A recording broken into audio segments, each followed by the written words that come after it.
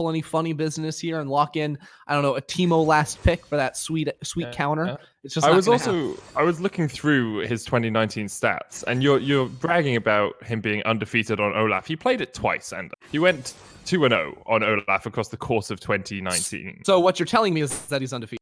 Yes. Exactly. And that's what we need to stick in the minds of all our fans. He's also undefeated on Silas in 2019. And OG stole his signature Silas pick away from him. So there you go. Can't believe you do that. Of course, Vitality mathematically eliminated from playoffs, currently sitting in last place in our league.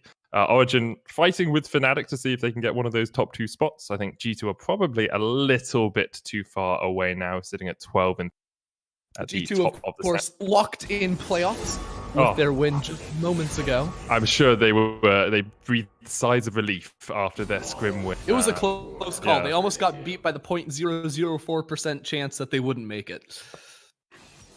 Anyway, yes, it was very cool.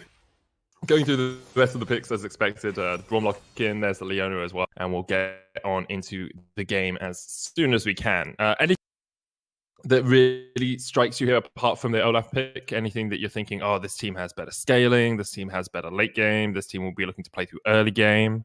Right. Well, there's like two main things here. As far as like one other interesting pick, there is the Silas in the jungle for Xerxes. I'm wondering if that will be the tank Silas that I've seen popping up in solo queue. But primarily, looking at Vitality's composition, you have like the Azir that's very good at playing back in the fight, but the rest of the team is looking to dive. You have pretty high range with the misfortune damage coming through as well. So I feel like Vitality's draft is all about jumping upset and absolutely nuking him, whereas OG have their damage split up across their members. And again, it's going to be a lot in their divers too. So Alfari, Xerxes going to be trying to wreak havoc on backlines. It's all about dive versus dive here in a game like this. And that just means that, especially top laners, junglers, whoever gets further ahead is going to have a significant advantage moving forward.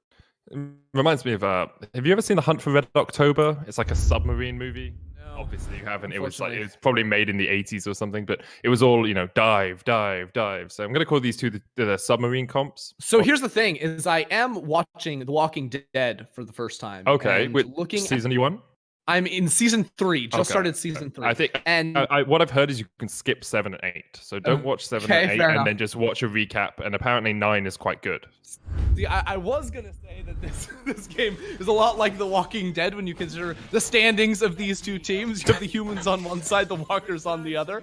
But I think the humans dive always surprised by the walkers. Like, that's true. I never really understand it because walkers make so much noise when you just see them like generally. But then every now and again it's like, oh, 1,000 walkers are somehow outside our door and we never noticed them coming. What on earth? It's always nighttime too when they sneak up on you. Speaking of which, it's a herd of walkers coming into the bot lane bush. It reminds me of They Are Billions, another really good game actually. It's like, oh, can we build our defenses quickly enough to get rid of the walkers? Here we go, Kavashard stepping into the bush is going to spot them out, and the horde will have been stopped.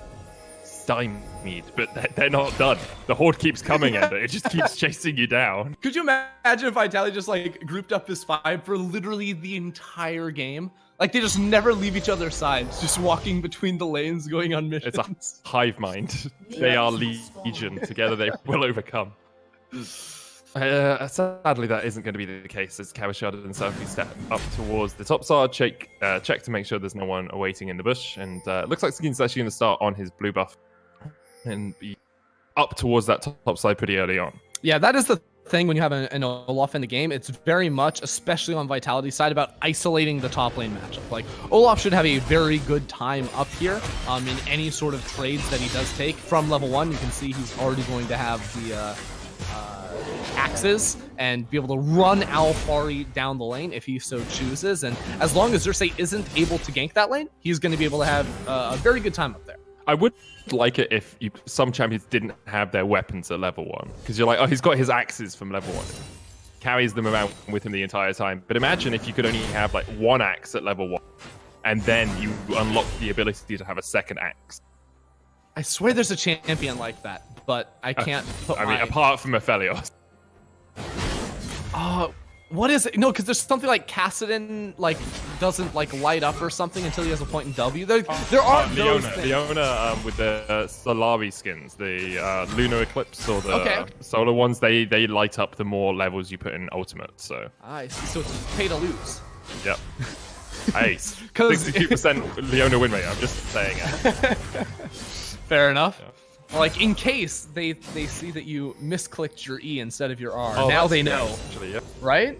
Just don't misclick I've never it, checked to see if it's a level thing or an ultimate thing. I've never actually checked that. It could be 6, 11, 16, right? Fair enough, anyway, Skeens has done his bottom side clears. Now actually looking for an invade on the blue. It actually could be a dive here from Vitality. We said they wanted to invest in Cabochard. That's exactly what they're doing. Alfari is underneath the turret, has flash. Is that level 2? So I wonder if he's taking the slice and dice. But Vitality are not stopping. The Horde advances and the teleport comes in. Selfie dashing forward. Alfari's going to flash away. That is a TP burnt on Yuka. And a flash off of Alfari too. So while yes, OG are, happy that they were able to salvage the play in the top lane, Alfari didn't end up going down. It is a very nice move out of Selfie and Skeens to make that play happen and to burn a lot of summoners. Now right now you have a situation where Xerxes and Nukduck are trying to keep Selfie away from mid lane and deny CS, but because Cabochard has the pressure up in top lane, they should be able to force them out and pick up the crab on them. Skeens will be able to secure that one for himself. Comp and Jacktroll actually stepping up towards this bot side river as well. I think they're trying to get control of both Scuttle Crabs with Jacktroll stunning it, reducing its armor and magic resist, of course, and then being able to take it pretty darn quickly. It's good stuff from Vitality, using the push advantage they had in bot to make sure that Xerxes doesn't have that early jungle experience. These are the map moves that you're not necessarily accustomed to seeing out of Vitality's side, but I really do like what I've got from them so far. An early recall too from Comp, just to go back and get some long swords, while Jacktroll sticks around near mid lane. So they are trying to pressure multiple points on the map at the same time, with Skeens also sticking around towards top. So we might see back-to-back ganks very quickly. Skeens was looking for the gank in the top lane. Well, it's kind of a gank. Just look at each other like, hey, please don't come into this lane. The lane pushes in, Cabochard will be able to farm this up underneath the turret. Alfari might look for a cheater read going back, not having to spend his teleport to get back into the wave. We'll see if he decides to use that, because of course you want to get back to this wave before you lose too many minions. Yeah, I think I'm trying to look at the position that this lane is in right now. Because Xerxes isn't, all the way up in that river, he doesn't want to TP in and leave himself super vulnerable, especially without a flash. So I think it's the right decision for him not to teleport back. But of course, as you are saying, he is just going to lose out on minions in a matchup that is already tough. Now, good news for him is the wave should push back on the next one because all those red minions are reinforcing the wave a little bit sooner, since it's on Cabochard's side of the lane first. And that will mean that eventually the lane should slowly start pushing in towards Alfari's side. It will. Alfari is going to be about 10 CS down at the end of all of it. Not too much of a detriment to be in, but of course, every advantage that Cabochard can, including an XP advantage at the moment, will mean that Vitality haven't wasted their time funneling resources into this. Let's have a look at where the rest of the map is sitting. Comp has a slight CS lead down there in the bottom lane, about 5 or 6. As no junglers really decided to go down bot recently. Zesty is on that side of the map, has his Skeens, and maybe we'll see a gank come out. Yeah, I mean, it is to be expected, right? We talked about the Olaf requiring attention from both sides of the map, especially with the mid laners rotating up on towards there. Jacktroll, though. Yeah, he's looking for the engage here as the Make It Rain comes out, but here is Xerxes in time. Jacktroll still has the flash to get away, but here comes the counter teleport. Destiny flashing. The Ignite is ticking. One more order will be enough, and that's first blood to come. And Vitality strike first. Yeah. I like it. I like it a lot here from Vitality. I was worried Jacktroll going in right off the bat because Skeens wasn't quite in the bottom lane just yet, but they had the call with the TP to come on over there, knew they had the advantage between those two mid laners, so it ends up being a very nice play from the side of Vitality. And I can't stress enough that for a team that is 1 win, 13 losses in the season, these are very good moves to be seeing out of them. Even though it's only netted them 1 kill, I like a lot of what I've seen, from the early dive attempt in the top lane to how they've pressured all of their lanes thus far. Jacktroll coming up towards the top lane isn't level 6 yet, does have the flash. Selfie's on his way up here as well, and perhaps Vitality just trying to invest everything they can into Cabochard. What year is this, medic? It's gonna happen. I mean, Alfari's trying to get away in the bush, but the undertow doesn't connect. Now Alfari steps forward. There's the Ragnarok. Alfari's gonna slice and dice away with the Zenith Blade chasing him. He's healthy coming in from the side as well, and that is a very dead crocodile made into a pair of shoes for Cabochard to walk back into lane with. This 2019 Vitality, 2018 Vitality, I mean, regardless. They should be praying it's 2018. Let's be honest. The old days. Need more rise in the mid lane, I think. Yep. But Azir, another big pick from those days. Nukeduck's going to step straight into Jack Troll here. Call of the Forge Gods coming out as the rest of Origen are on their way. Selfie tries to flash away, but the chase is still on here for Origen if they want. They decide against a cautious team, Origen, in the best of days, and today seems to be one of those as they back away from the fight in the jungle. Just chilling for now, down a little bit in this game. They're like, okay, upset, get yourself some items. We'll just be chilling for the time being. Of course, like their comp is very interesting. Of course, you have, tank for Nukeduck in the mid lane. He's been playing a whole lot of this Ornn and just sort of super carry options for him, which I think makes a ton of sense when you consider Alfari having such a breakout split individually, and also Xerxes, trying his hand on these more unorthodox picks like the Sylas jungle that hasn't caught on a ton here so far in Europe. But Xerxes is going to have a lot of really sick ultimates to steal from this game that combo very nicely with Ornn, right? You consider the Leona ultimate, MF ult if you want some damage. Like, there's a lot of really good options for some insane long-range team fighting. There really is, and that's the power of Sylas, right? It was locked in very early on in the draft, if I remember correctly, second rotation from Origen, but still, it's hard to think. If you're Vitality, you can't be like, well, we can't pick the champs we wanted because we'd give Sylas good ultimates, right? Like, it's very difficult to adjust your drafting strategy around that. So telling me you're not picking Nidalee, Zoe, Jace? And Elise support. Elise support, perfect. Yeah. Who's the perfect ADC? Aphelios. Now, his ult is nuts, though. How does it work? What gun do you... That's a really good question. Exactly. That's why if you don't have a gun, how can you apply any Moonlight Vigil stacks? He has Aphelios on his team. So. Oh, did you see that? Destiny just Winter's Bite is a minion. He went forward, Xerxes was in the right place, and then the Q comes out and just smacks right back into the back of the minion. It's not pronounced Winter's Boat? Hey. Winter's Jack Jones shouldn't. Whoa, okay. Oh, that was Hex Flash. That's okay. Jack Jones decided not to engage in the bottom lane. I was trying to think what a Winter's Boat would look. It's like a sleigh. I mean, a sleigh that's on water, so just like a normal boat. Yes, that is a Winter's Boat.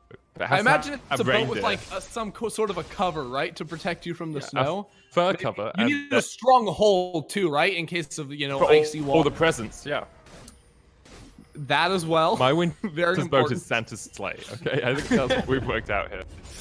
I can get behind that. Cabochard is the only one who's been gifted a lead here for Vitality early on. Hey, do you see that transition? I'm sorry, I'm being informed by our producers that Santa Claus is not... What? I know. You're just as shocked as I am. We can't just say that randomly on the stream. What if people are watching? Just a joke, guys. It's real. He's... Anyway. Jack Troll trying to come up towards the top lane as Alfari pops the Dominus, but the Ragnarok has been used. Counter TP to try and answer this again because Nukeduck joins the fray. Call of the Forge God comes out. He'll be out of the start by the time that he gets to it. And there's the knock-up. This is not good for Cabochard. Jack Troll a little bit too hasty there on his solar flare, meaning that Nukeduck had time to pop his ult a second time. Yeah, pretty nasty stuff right there. Locking down Cabochard in the top lane without his ultimate to be able to escape. That means OG can move immediately into the Rift Herald. And because Vitality put so many resources towards the top side of the map, even though there's a standing Drake bot side, they're not going to be able to move in towards that. So unless they're able to contest right here, OG should be able to get it. Let's go. Come on, Skeen. Cabo can TP in right now, and they do have They're going for Upset. Upset's caught out, flashes away. Jack Troll was unable to get across the wall there. I'm not sure where his Hex Flash went. Maybe actually was stopped by the Emperor's Divide, making that wall just a little bit thick. Skeen's still looking for the steel, but isn't going to be able to get it. Cabochard has teleported up towards the top side of this. Jack Troll, whoa. Okay. As a support main, that was a prediction Zenith Blade, and the enemy wasn't good enough to dodge. As a spectator, that's what we call a warning shot. Yeah. The next one, that's the one you got to look out for. Yep. Oh, man. That was a little perplexing. I'll be honest, too. We're going to see the replay of the initial play up top side as well, because it is Vitality making the move themselves with Jack Troll coming on in here. This is where you get punished with immediate TPs to follow in. And as you correctly pointed out, the stun did not last long enough on towards Nuke Duck to prevent him from popping that ram the opposite direction one more time and netted them. Fari is getting chased down here. The Reckless Swing coming out. The Undertow is used as well, and that is a very, very dead Alfari. I'm not even sure Xerxes can take this 1v1. Like, it's a 3-level disadvantage for. But like, meanwhile, how much pressure is this guy creating, right? Like, Xerxes and Nuke Duck were both walking up towards top side. OG trying to stop him in his tracks, but Vitality, as you were saying, got the Drake. Yeah, you said that, and undefeated in 2019 on this champion. Undefeated as well in 2020, actually. I believe he hasn't. So. Imagine if Vitality had picked him Olaf for 13 games this split. Oh, mate, they would be challenging G2 right at the top of the table. I mean, they'd be better. They'd have the head-to-head. That is true. Okay, so Vitality in a very strong position. I don't want to take anything away from their early game here. I know we're having a bit of fun on the cast, but Vitality are playing very well. 2,500 gold ahead. Selfie caught out a little bit by Nuke Duck here, but he'll be able to slide across the wall. Cabochard miles ahead. Skeen took him for flank. There's the Solar Flare. They're going in for Destiny. Unbreakable comes out. A great Glacial Fissure will stop them, and Jack Troll dived a little bit too deep there. Destiny and Upset will take the kill in response. Wow. Braum E just hard countered Vitality so hard. Not only did it block the damage coming through from Comp's Misfortune ultimate, it also meant that Gragas's barrel knocked him away from the rest of Vitality. Oh, man. Xerxes trading here with Comp and with Skeens. Did steal away the explosive cask, but yeah, I mean, that's the power of Braum, right? Especially into MF and Gragas. He's so strong if you can get that Unbreakable up. Yeah, I mean, watch this one more time, because it literally is just his E that wins this, turns around this dive for them. Of course, doesn't get hit by the Soul Flare. That's not great. And then, boom, gets knocked back and blocks all the damage. And then Jack Troll is stuck under the tower with no real purpose.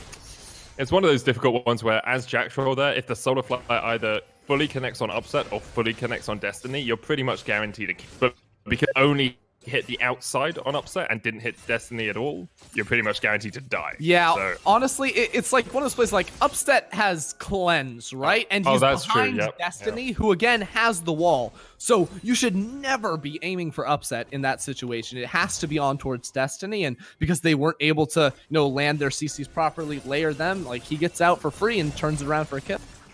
And they're looking for Comp now. Comp does have the flash, will pop it to try and get away. Destiny flashing forward as well. Stun's going to connect, and you can see those chakrams building up on Upset as he hit the Moonlight Vigil. Rift charged up in the bottom lane as they look for the first turret of the game, but I believe that's going to go over to Cabochard as he takes the...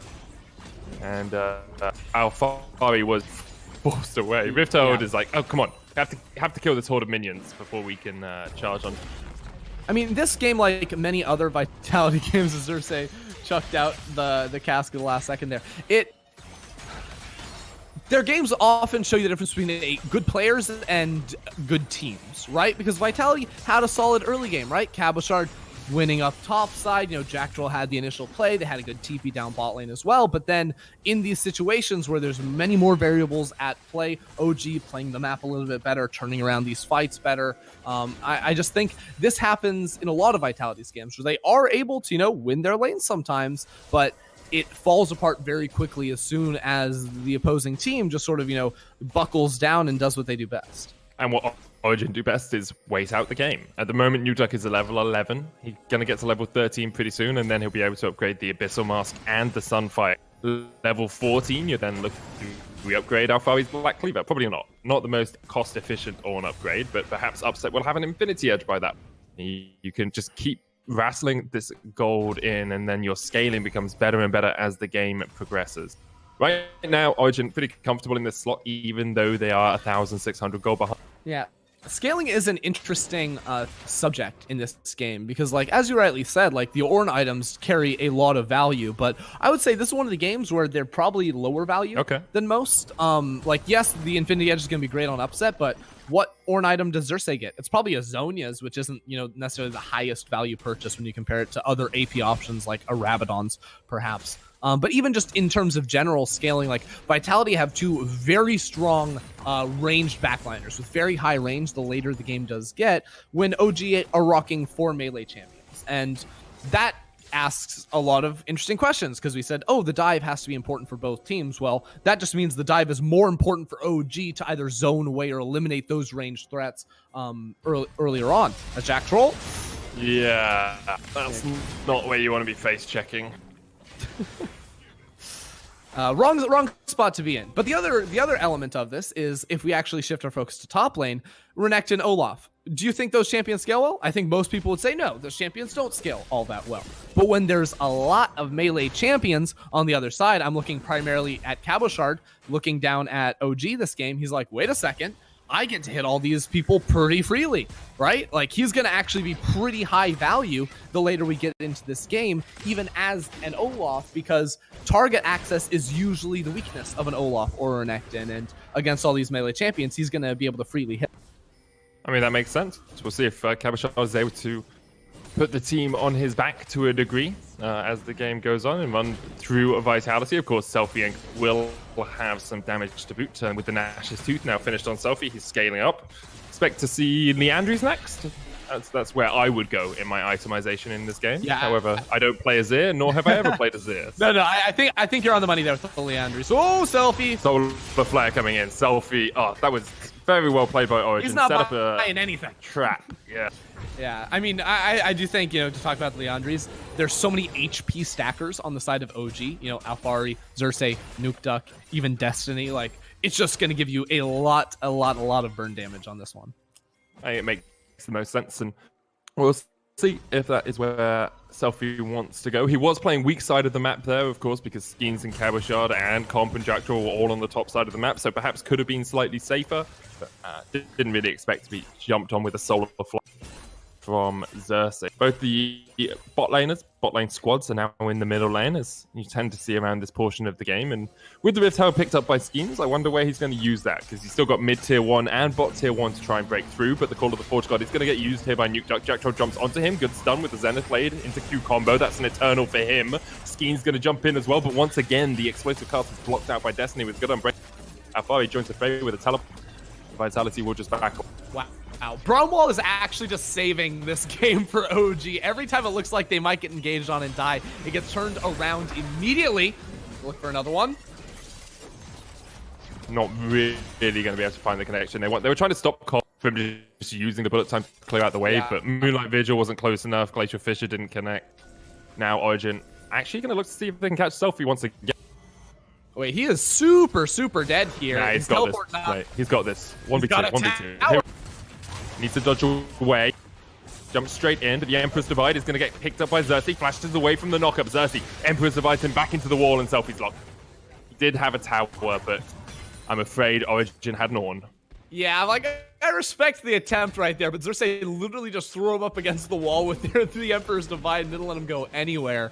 Not much he could do in that situation, except not be in the side lane in the first place. Maybe something to think about in the future, but OG for now continuing to build back up into neutral in this game. While Vitality do have the gold lead, the cleanness of their play leaves some to be desired. The cleanness. The cleanness. Cleanliness. Am I going to have to do a linguistics lesson with you as well as with Vedius? Wait, what linguistics lesson did you do with him? He said a little unique, and I was like, that's just wrong. Now the engage is going to happen as Jack Traw's caught out. Skeens trying to fight against Nuke Duck. Alphari down to half HP. The Solar Flare's going to land, but look at how healthy Nuke Duck is. Even knocked back, he's still only taking a third of his HP bar. Upset's joined the fray as well as Selfie tries to dash away, and Alphari coming in. Here's the Call of the Forge God. Nuke Duck trying to land the connection, hits it on 2. Alphari jumps forward. That's 1. That's 2. Cabochard's dead. Selfie's now knocked up. Doesn't have the flash. Doesn't have a hope in hell of live. Xerxes jumps forward, and in the end, he'll take the... Honestly, watching OG team fight just makes me feel good, right? Like, nice. They are super on the same page, super clean in how they do it. Like, even just the Ornn lining up right between there so that there's no ability for Vitality to dodge. It was just really nicely done from them. Now, it doesn't... Yeah, I kind of wish they'd taken a tower there, though. Like, mid lane turret is, like, free for the picking, so you could just, like, put take that tower, but instead, no, reset, get more items, get more gold, get 20 minutes further into the game, and then we can do stuff. Yeah. You know, honestly, the interesting thing about these two comps, you know, we talked about the dive from both options, is if the fight starts going poorly after you dive, you're all gonna die. And that's what we saw from Vitality right there with all these melee champions. After they commit forward, how do they run away? It's not really an option. Leona can go in, but she can't go.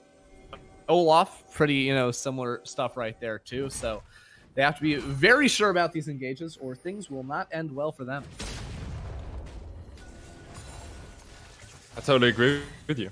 Origen now at the point where it seems very difficult for Vitality to work their way through Nuke Duck. Looks like Alfari's going Blade of the Ruin King second on the Renekton. Was 10-5 the patch with the changes? It was. Yeah, this is our first melee buffed one. I believe the damage went from 8% HP to 12% on melee champions, so a 150% buff. No. It's a 50%. It's a 50%. It is. I'm gonna have to teach you maths. Honestly, it's past midnight. I'm gonna need you to cut me a little slack. 150% buff would have made it 24%. No, wait. No, it would have made its it, value it would have made it it's 150% of its value. Yeah, it's 150% of its value, but it's been buffed by 50%. Correct. Anyway, right now, Vitality are trading a dragon for a bat. So Origen's going to start this one up. Upset's coming across. I don't know if Vitality are going to get him in time. Selfie is on his way. He's got the chakrams. He's going super fast. You can hear it. Zing, zing, zing, zing. Oh, Selfie's noticed. Oh, 4,000 HP still left on that, and Skeens doesn't have smite. Dude, they threaten. Selfie jumps in, Empress Divide gets him back. Vitality is a great place to fight. Comp opens up with the bullet time. Destiny goes golden though, and already Selfie's dead. Now Alfari coming in from the bottom side. Skeens still doesn't have the smite. The flash forward, but Xerxes is the one to secure it. Now Xerxes gone down. Alfari's going to stun up Comp. Here comes the re-engage from Vitality. They just dive into the pit. 2 for 2, 2 for 1. In fact, in favor of Vitality so far, and Vitality is still on the chase. They're looking for Nuke Duck. The sentry comes down. Could grab it to move, but Nuke Duck locked in place with the Zenith player, and that's 3 dead. Vitality clean up at the... I just gained so much respect for Comp right there. On Misfortune, he led the charge into the pit, flashing over the wall, and then his front line followed up with him afterwards. It was Selfie the one in first, then Comp. But honestly, like, turns out they were able to win that fight right here because, as you said, no smite on Skeen. So Selfie goes in, and it's a little disjointed at the start. It's a beautiful ultimate, but the bullet time doesn't come in until Brahm's shield has gone down. By that point, OG are able to get away from a lot of that damage, and then Comp just says, screw it, man, I'm getting in here, I'm trying to fight. And guess what, it goes super well for Vitality. Once the rest of the squad commits around the wall, they're able to peel for him and chase down Nuke Duck for an extra kill. Yeah, you have to give Vitality some credit. I didn't think they were going to go for that after you saw that Skeens didn't have smite, after you saw that Selfie just died when he went into the pit, but good stuff all around. Now you have an Infinity Edge finished on Comp. He's actually sitting in a gold lead over Upset, who's 3-0-1 on this Aphelios. And I wonder, with it only being 700 gold between these two teams, where will they fight next? It's such a weird game. It's such a weird game because watching it feels like OG are always winning, but Vitality have just had a gold lead. But then OG are able to like take the Baron pretty much uncontested, but then they lose the fight. So like this game feels like it's very lopsided, but honestly, with the, you know, ranged threats on the side of Vitality, they do have a fighting chance. I've also realized, you know how we talked about Ornn upgrades earlier? We forgot that Alfari can build Blade of the Ruin King now. So that is a strong Ornn upgrade that Nuke Duck could utilize. He's deciding against it right now. He does have 2 in the tank at level 15. I wonder if he's just waiting for Alfari to be close enough to upgrade that. Maybe. What is an upgraded Blade of the Ruin King? We looked this up because we had the same problem like 2 weeks ago. We couldn't figure it out. I was discussing it earlier with Verdi, and I said it's 2 blades of the Ruin King. Scissors. No, that used to be an exploit. The Ruin King. Yeah. Origen using their ban buff to try and push in the top lane, but Nuke Duck's a little bit caught by himself here. Make It Rain comes down as Comp tries to slow up the Ornn with the chase on. Origen have been able to react and come down from the top lane, meaning that Vitality don't want to fight any further.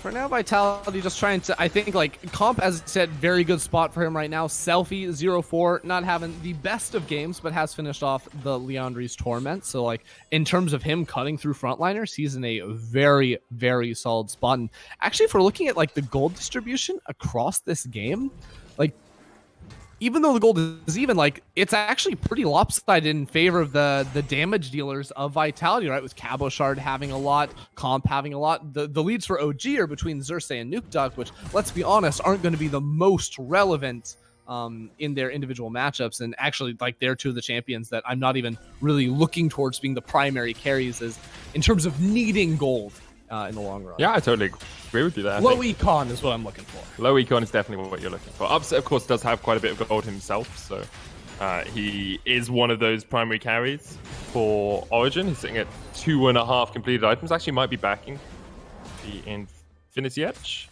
and he is. There we are. 3 items on the AD carry now. It's going to make him very, very strong. It's the Might of the Ruin King, by the way, which I just don't think is a good name. Because it's like, am I going to? Oh, I might. It's the Ruin King. I'm not. Who's on the phone? Yeah, maybe the Ruin King. Maybe of the Ruin King. I could support that. Actually, no. What do we got? We got the. I don't know. The great. I like think Blade the scissors. I think the shears of the Ruin King. The like he's doing some gardening. It's an ocean map. You have to do a gardening. Yeah, the calipers. It's great. The tweezers of the Ruin King. You got that splinter? Like I'll get it out for you. I'm a big fan. You've sold me. Selfie could dodge that, and the Winter's has been forced away. Got to take a little while before he gets in. Actually teleporting behind the Ocean Dragon here. Origen going to try and fight it. Cabochard looking for the flank position as here comes the call of the Forge God. Jacktrow's on the front line, lands the solar flare, and Cabochard's running in from behind. Jacktrow very tanky with the gargoyles, but he's already down and not really too much damage sustained here by Origen. Schem's going to flash away. Emperor's Survive comes out as well. Moonlight Vigil doesn't hit, and now Cabochard's on the wrong side of the wall as he hurries to go into the GA straight away. And they're just picking Vitality off. Vitality are running into the 1-by-1. Origen are very happy to accept these kills. Selfie has to flash away. Origen are still on the chase. There's the flash. There's the Winter's Bite. And there goes the bird. Origen would secure their second dragon of the game. I mean, OG are of one mind in that fight, right? We go back to Ender's Game. Like, they're the buggers right now. They're all communicating telepathically. They know exactly what's going on, who to attack, where to go. Vitality are 5 people with their comms cut off. Right? Like, Cabochard is diving in one way, Jack Troll's going in the other, the rest of Vitality is backing away, like, just completely all over the place. You see at the start of the fight, while everyone else is trying to juke away from the Call of the Forge God, Jack Troll goes in, Cabochard is getting single-handedly zoned, and then they both get knocked up here, so Selfie gets caught out. It's just a disaster. It's just, it seems to be a highlight reel of Jack Troll dying at the moment. He's died 5 times. He's got caught out quite a few times. I mean, Selfie too. Both of them. I understand the reasoning behind it, right? As the Leone, you're trying to get vision in. You're trying to make sure Origen can't just sneak it down without your team knowing it. But there's the buddy system, right? You need to, as you said, it feels like Vitality as a team are just not coordinated because Scheme should be up there with him. They should be working as a 2-man squad to try and get some of this vision down. Now, the Call of the Forge God comes out once again as the tower falls in the middle. Vitality unable to really do too much about this. Now you can see that Afelio is hitting hard. He's got his Molten Edge. He's upgraded that Infinity Edge. And all it takes is one Infernum proc to take Comp down below half. Yeah, Vitality just scrambling right now while OG wait for another pick. They have the Solar Flare on Xerxes. And it connects. Well. Xerxes like, oh, you've got a sun disc? How the about highlight the reel full might continues. of the sun? Yeah. What's the Ornn upgrade on that one? What, of a sun? Wait, what if Silas changed the names of enemy ultimates he picked up to like be all Demacian or all sunnier like, magic?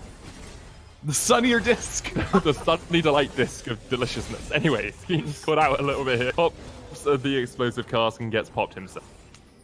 This is all done, but the Nexus falling. You have well, Vitality are also just on the wrong side of the map right now, hiding out inside of OG's jungle. Little do they know, there's vision in there. So OG know exactly what's going on. Alfari is on the flank, but they will call it off in order to peel back towards this Baron. Last time Vitality won a big team fight around this objective, but I don't think they'll be so lucky this time around. Yeah, I feel like they would need to somehow reverse Summoners to fight around this right now. So on the red buff of Origen, And that's not a beneficial trait for Vitality. You lose Baron, you get a red buff, some farm on your AD carry, but you're trying to get whatever you can out of the situation. You know you're not going to be able to fight around Baron. And the expectation now is that Origen can use this in a couple of lanes. You've still got TP on Alfari.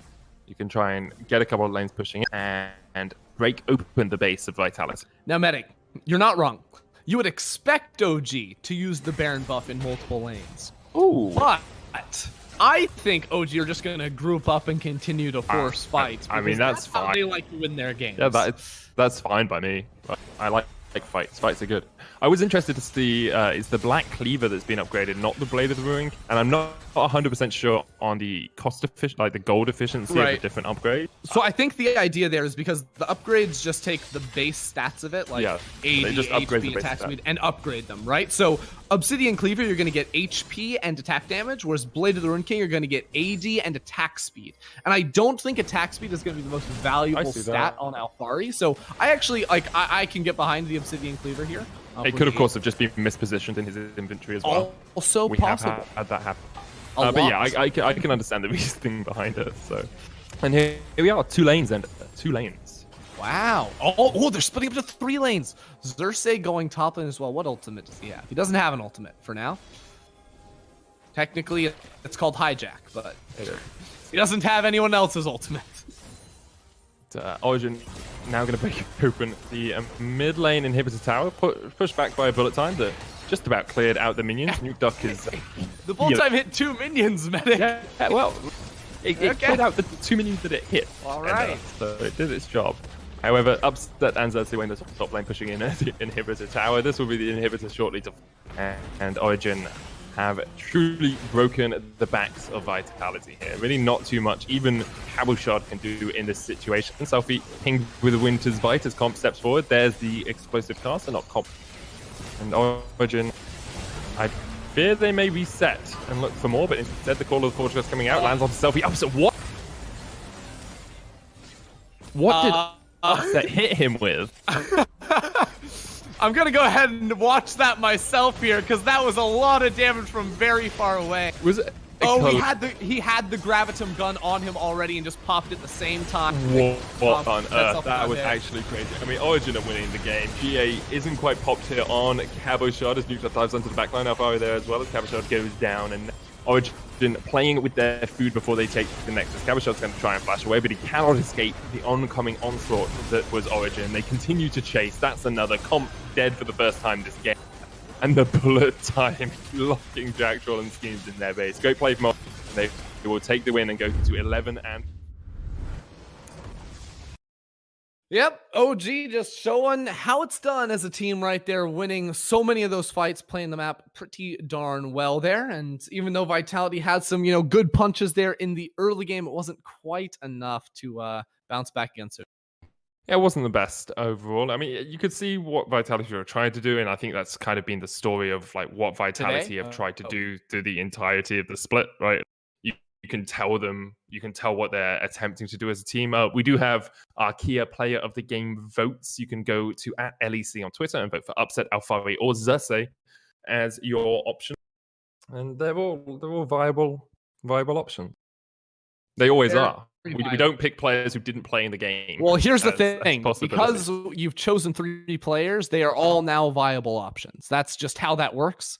If we're playing the semantics. Oh, actually, yeah, you're entirely correct. I know. You out-semanticed the semantic. The 2 players that were not chosen are not viable options. 100% true. 100% true.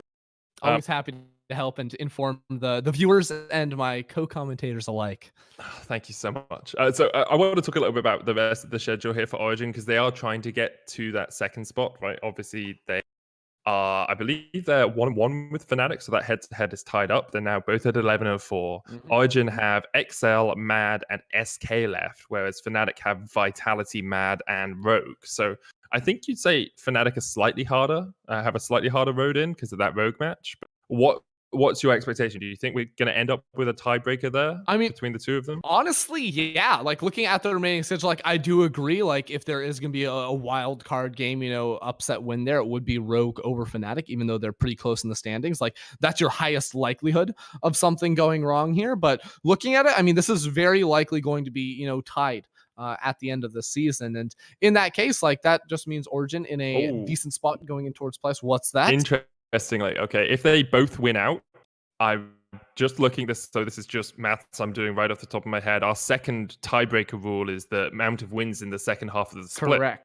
Fnatic have one more win in the second half of the split.